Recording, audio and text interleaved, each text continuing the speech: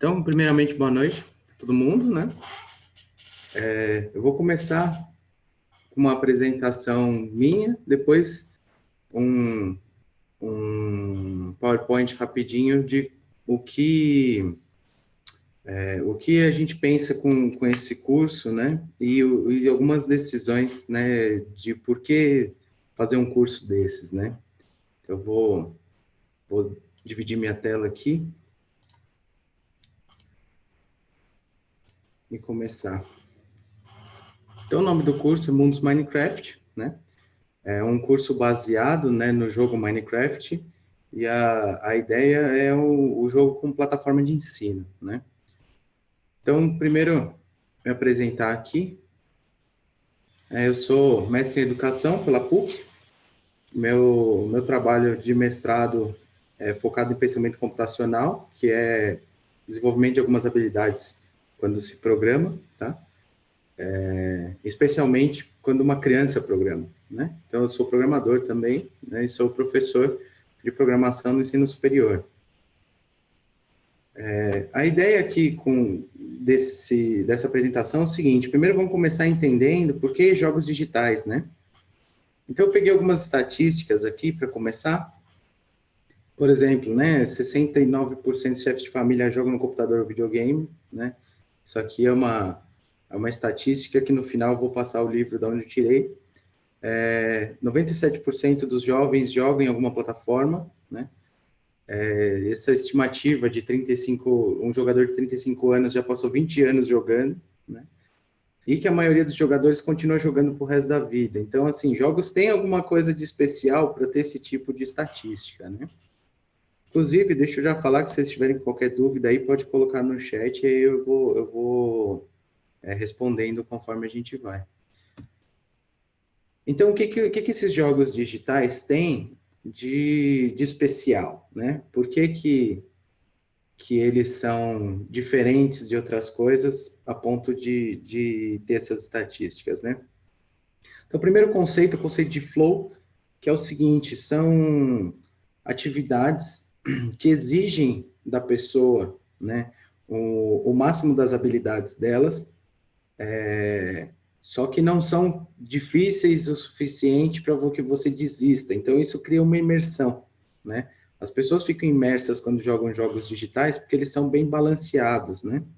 Que são esse tópico que eu coloquei, desafios balanceados, né? O que isso quer dizer é o seguinte: no jogo, as coisas não são nem impossíveis a ponto de você desistir, nem fáceis a ponto de ser chatas, né? Então, esse balanceamento faz do jogo uma coisa muito especial, né? E esse conceito que eu coloquei aqui de vitórias épicas, né? Que não é meu, vou falar depois de quem é um conceito de que quando você consegue finalmente passar um desafio que tinha uma dificuldade alta, mas não era impossível, então bem balanceado, você tem uma retribuição emocional de quando aquilo acontece. Então, na vida real, a gente tem muito poucas vitórias épicas, né? Muito poucos momentos que a gente tem o êxtase com uma coisa que a gente conseguiu alcançar. E no jogo, essas vitórias acontecem o tempo todo, né? Então, isso é bem importante. E eu coloquei embaixo aqui expressão em jogos criativos, que é o caso do Minecraft, né? A pessoa, o jogador, consegue se expressar criativamente dentro do jogo de alguma forma, né? No Minecraft, por exemplo, é pelas construções. Então, por que os jogos digitais são bons, né? Eles desenvolvem processos de habilidades cognitivas, esse é o primeiro ponto, tá? Jogos digitais são muito mais benéficos, principalmente para a criança, do que uma assimilação passiva como é a da TV, por exemplo, né? Então, é muito melhor que o jovem jogue do que veja TV, por exemplo, porque a TV traz informação, mas ela não desenvolve processos cognitivos. Você não fica mais inteligente vendo TV, você fica mais informado. E os jogos é diferente, você consegue desenvolver coisas, né? Outra coisa, a criação de laços entre jogadores, tá? Parece meio incrível essa frase, que são mais fortes do que as do mundo físico, né? Mas não é, na verdade. Quando a gente joga junto, especialmente cooperativamente, a gente desenvolve um laço que é mais forte do que simplesmente ser um amigo no mundo real.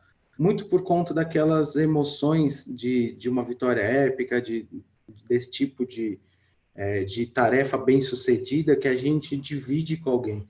Então, isso cria um laço muito forte entre as pessoas que jogam juntas. Tá? Auxiliam nas diferenças geracionais. Então, por exemplo, se o pai joga com o filho, isso ajuda a quebrar as diferenças de geração entre eles, né? Então, é super positivo que os pais joguem com os filhos, né?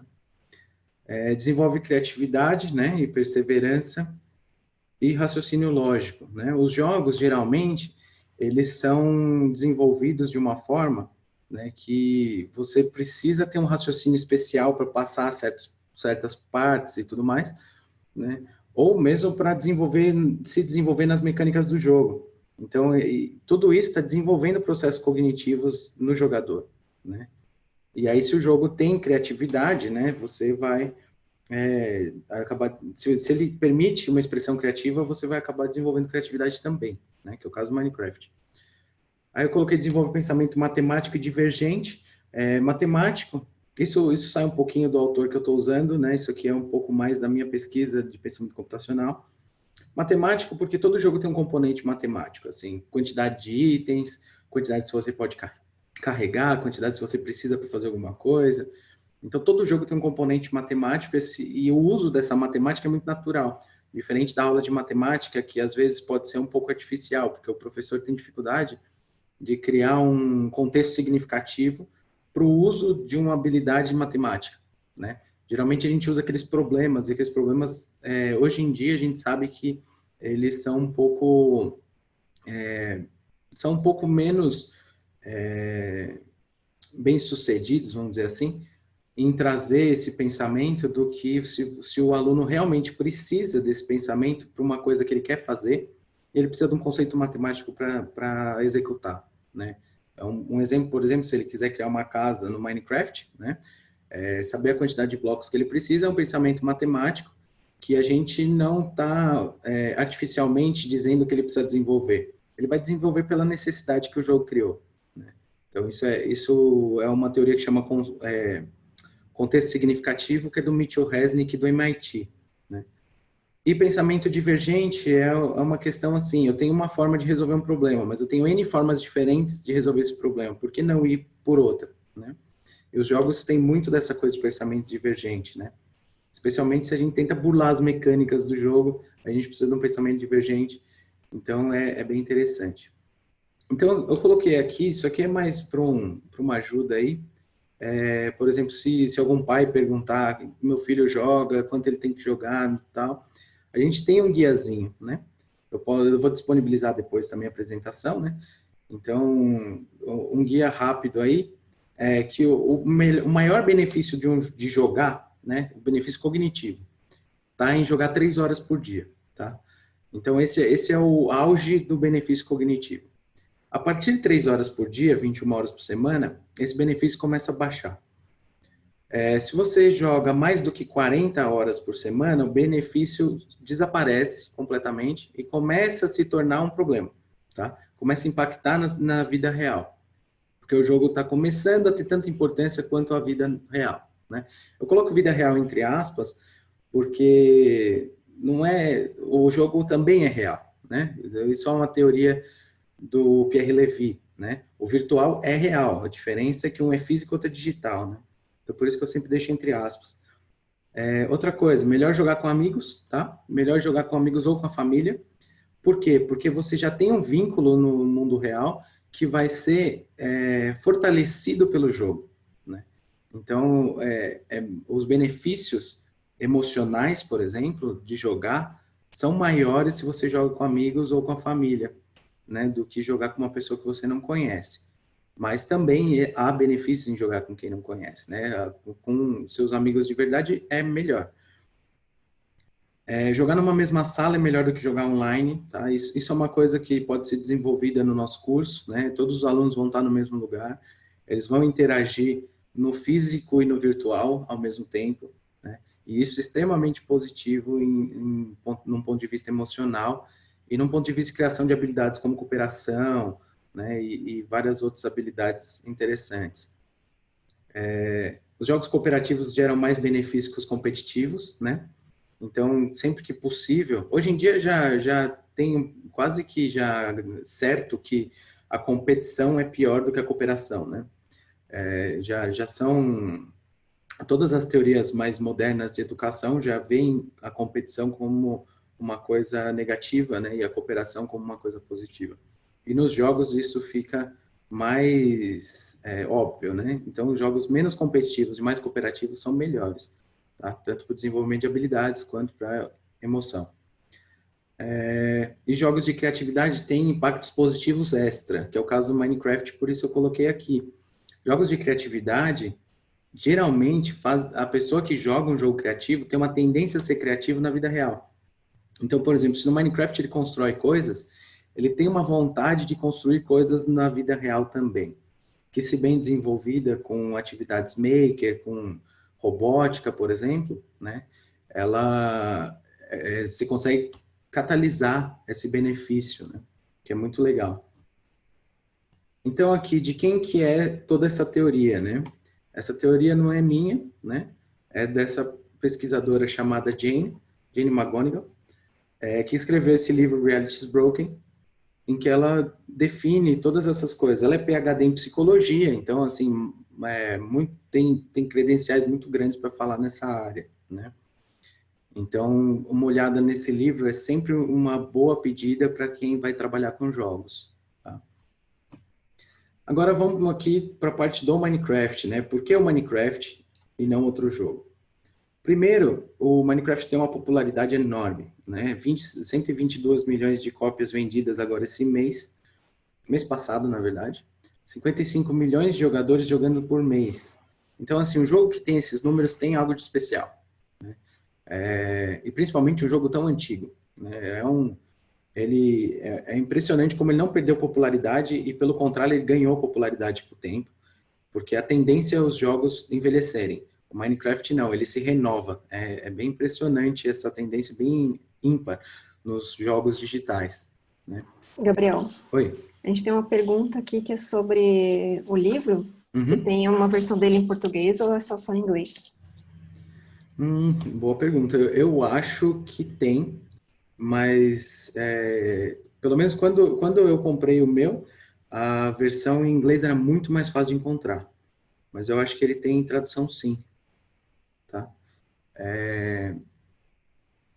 Eu não tenho certeza absoluta não, mas eu acho que tem. Eu tenho a versão em inglês, né? Então eu não sei dizer exatamente. Tá?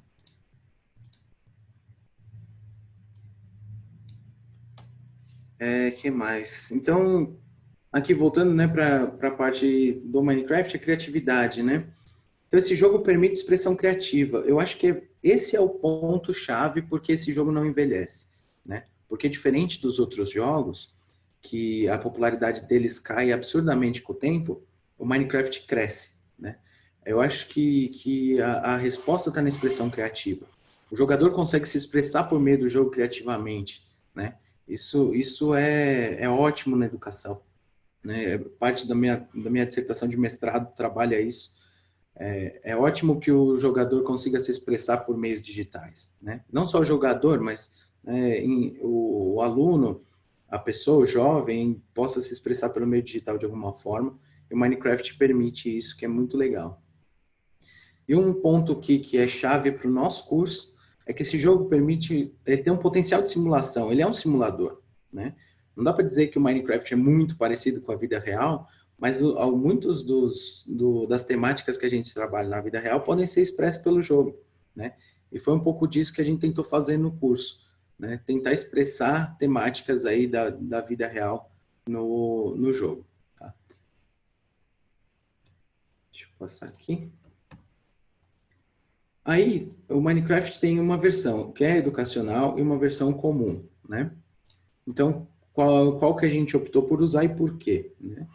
Então, a gente optou pela versão educacional, porque ela tem algumas coisas extra que ajudam muito a criar um curso baseado em Minecraft, que não seja exclusivamente ensinar a jogar Minecraft, porque esse não é o nosso objetivo, né? Então, ele tem um maior potencial de criação de conteúdos educacionais, né? Por quê? Porque ele tem blocos especiais. Por exemplo, eu consigo limitar onde o jogador pode ficar, onde ele pode ir, onde ele não pode ir. Eu tenho blocos que permitem que ele minere ou construa em cima ou bloqueiem essa habilidade, né? E tem outros blocos muito interessantes, por exemplo, câmeras e livros que eles podem tirar fotos dentro do jogo e escrever coisas dentro do jogo. E essas coisas podem ser exportadas para fora do jogo com muita facilidade. Tá? Então, tudo que for feito dentro do jogo pode ser usado fora. Então, vamos dizer, é possível, por exemplo, fazer numa aula de geografia, por exemplo, que tenha seminários, por exemplo, as pessoas podem entrar no jogo, ver o que está sendo discutido no jogo, por exemplo, biomas ou planaltos, planícies, coisas assim, tirar fotos no jogo, escrever algumas coisas no jogo já para ter como referência e depois trazer tudo isso para fora do jogo, até imprimir, colocar na cartolina e pôr na classe. Então, esse tipo de processo só acontece no educacional. Tá? O jogo normal não tem essas coisas. Então, o jogo educacional vale muito mais a pena na escola, né? Outra coisa que é importantíssima é que é ter uma possibilidade de você criar um mundo e compartilhar, né? Isso é muito legal, a gente usou no curso. Então, teve mundos que eu criei já pré-prontos para que os alunos entrem nesse mundo e trabalhem dentro desse mundo que já está com algumas coisas especiais já pré-programadas ali, né? Então, isso é muito legal. Por exemplo, dentro da escola, né, extrapolando o nosso curso, né, porque eu acho que a ideia é sempre que os professores consigam usar o conhecimento ali que obtiveram no curso para ir além, né? Então, eles podem criar um mundo, por exemplo, o professor de matemática pode criar um mundo específico e outro professor dar aula em cima desse mundo com conceitos matemáticos, por exemplo, e outras coisas assim. Então, é bem, bem interessante essa possibilidade. E ele tem um modo de sala de aula que é muito interessante no ponto de vista organizacional mesmo. Então, o professor consegue, pelo modo de sala de aula, ver onde todos os alunos estão no mundo, teleportar os alunos, com um pouquinho de conhecimento ali das linhas de comando do Minecraft, ele pode dar itens, permitir que as pessoas voem pelo mundo, esse tipo de coisa, pelo modo educacional aí, né, pelo modo sala de aula. Então é bem legal. Eu posso já responder esse do Minecraft com Python, né? Tem duas coisas que são diferentes, assim. Para você ensinar programação junto com Minecraft, você tem duas possibilidades. Uma é modificar as estruturas do jogo, que é o caso do Python, né? Então, no Python a gente cria o que a gente chama de mod. Então, a gente consegue modificar a estrutura do jogo para mudar a forma como ele se comporta, tá? Então, isso a gente consegue fazer no Minecraft normal. No Minecraft educacional, a gente consegue ir além, tá? A gente consegue usar, por exemplo, um outro software que vem com o Minecraft educacional, igual o modo de sala de aula, que é um software à parte, que ele conecta o Minecraft a um ambiente de codificação, vamos dizer, acho que é o melhor termo. Tá? Então, por exemplo, eu consigo conectar o Minecraft com Scratch, por exemplo, e usar os blocos do Scratch de programação para influenciar dentro do jogo rodando, né? Então, são duas coisas diferentes. Um influencia a mecânica e o outro influencia a forma como... Influencia o jogo em si. Eu posso criar agentes dentro do jogo que fazem coisas por mim. Eu posso construir usando programação com laços de repetição para colocar blocos, né? Então eu consigo influenciar como um jogador ou como um agente, né? Esse é o termo que eles usam, né? E isso no educacional. E eu consigo usar uma linguagem de programação como Python e Java para mudar a dinâmica e a mecânica do jogo tradicional, tá? Então fica nessa divisão aí. Vale a pena dar uma olhada nesse ambiente de codificação que é integrado com Minecraft, porque é muito legal mesmo, né? Eu dou aula de programação para crianças, então eu poder usar, por exemplo, os blocos do Scratch ou os blocos da linguagem da Microsoft, que são muito parecidos, né? Minecraft tem os próprios. Para fazer isso é muito legal. Né? Eu acho que vale a pena comprar o livro, sim. Eu acho que é uma boa. Fazer os mods com Python é relativamente mais fácil que Java. E Python é uma linguagem bem acessível. Eu acho que vale a pena, sim. Então, deixa eu voltar aqui. A gente vai entrar agora na estrutura do curso em si, né? Então, a ideia desse curso é o seguinte. A gente dividiu ele em duas partes, né? A primeira parte é dedicada a um nivelamento de habilidades. Então, o que acontece? Muitos alunos já vão ter jogado Minecraft. Isso é certo, tá? Alguns já vão ser verdadeiros profissionais do Minecraft. Né? Eu até deixei uma carta ao professor logo no começo do curso, em que eu falo disso, né? De pegar o aluno como um instrutor também e ajudar os outros. Se ele já conhecer, né, o jogo, nessa primeira parte, ele pode ajudar os outros e tudo mais, que é a coisa da cooperação, né, de formar um grupo que consegue trabalhar unido, que é muito legal, desenvolve várias habilidades também, né? Só que os alunos que nunca viram precisam aprender o começo, né? Então a primeira parte é dedicada a isso. Eu vou mostrar depois a estrutura direitinho.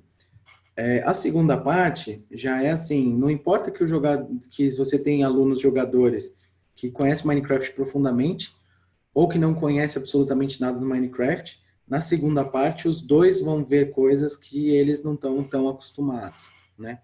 Por quê? Porque a gente focou em fazer uma interdisciplinaridade com disciplinas da escola, né?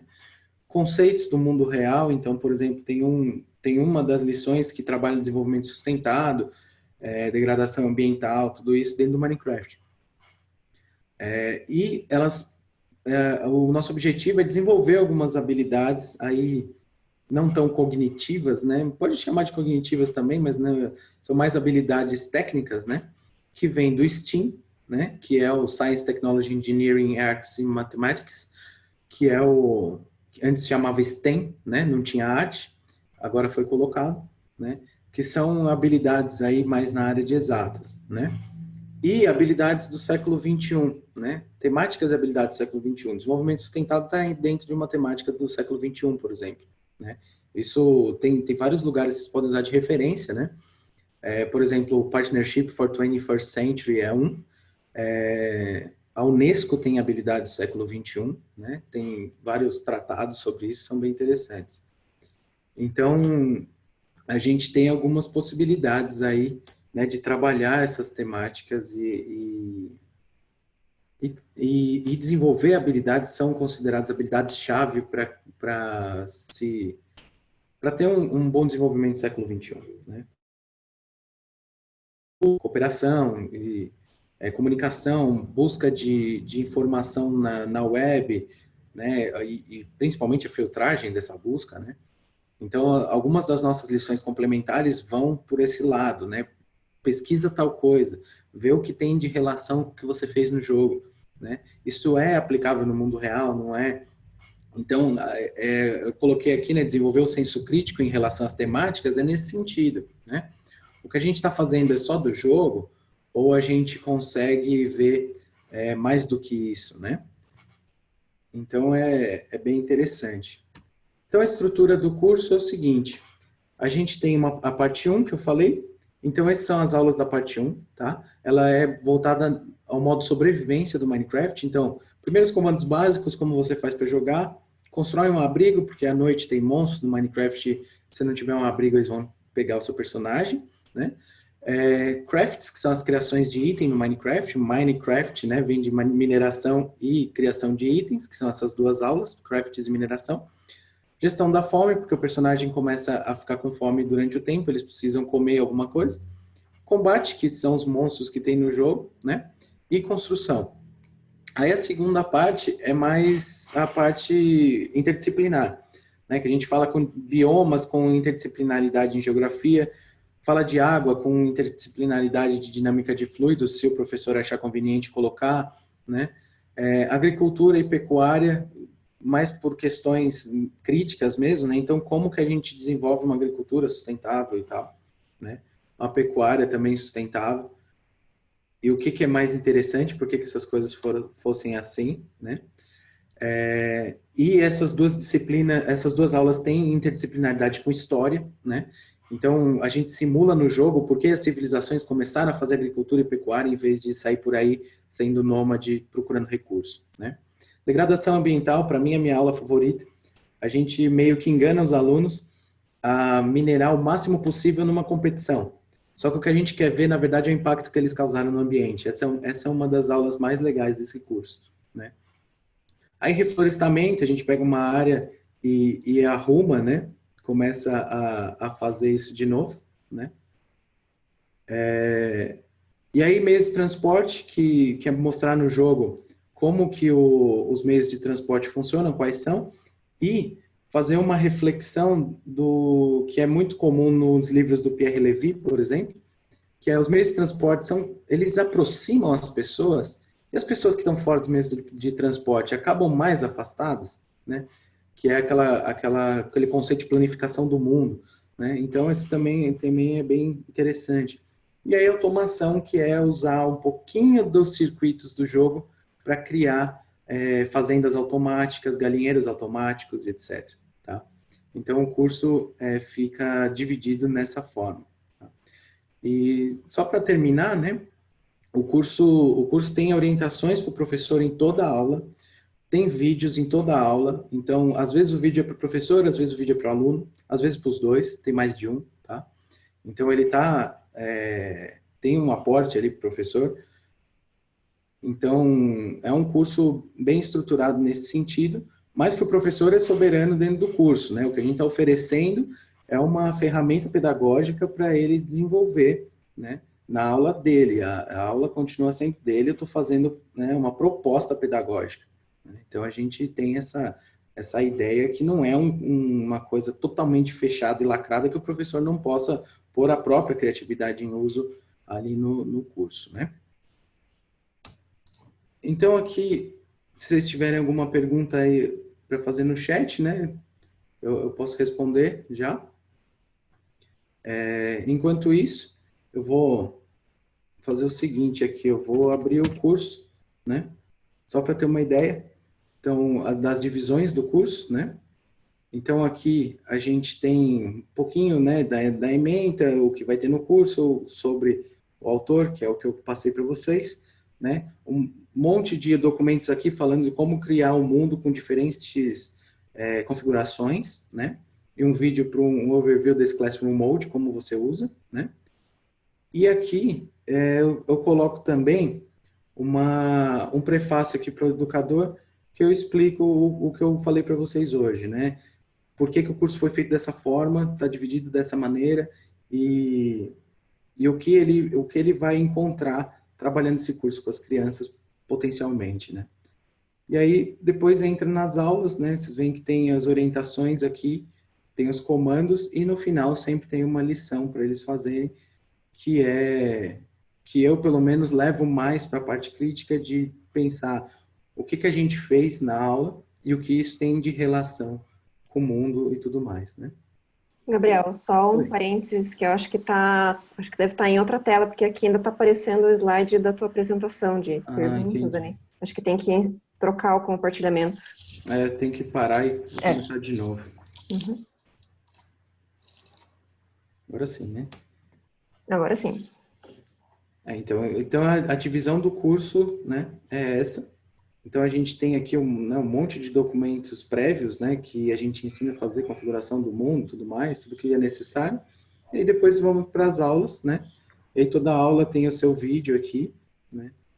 Se ele está na área branca aqui, ele está na área para os alunos. Se ele está na área ali mais apagadinha, ele está na área do professor. Então a gente tem um material aí disponível para todas as aulas. Acho que foi bem legal, Gabriel. Acho que deu para ter uma visão bem boa, né, do seu curso e dessa ideia de trazer o jogo para a sala de aula, né? Uhum. Até o Mauro comentou ali que... É que tinha um preconceito, né, de jogos. Isso, isso. Eu Aí, começo falando dos jogos por conta disso, né? Esse preconceito ainda existe, né? Mas ele é real, né? Os jogos têm muitos benefícios. Só que tem que ser numa forma sustentável, né? Vamos dizer assim. Ainda não vai demorar ainda para entrar numa grade curricular, né? Uhum. Mas é aos poucos que a gente vai mudando esse pensamento e ensinando de formas diferentes, como usando o Minecraft. Pois é, se um curso desse num contraturno, por exemplo, né? Os professores vão começar a ver que o curso tem um potencial e começar a colocar seus próprios conteúdos também dentro de um curso desse, né? Acho que isso que é bacana.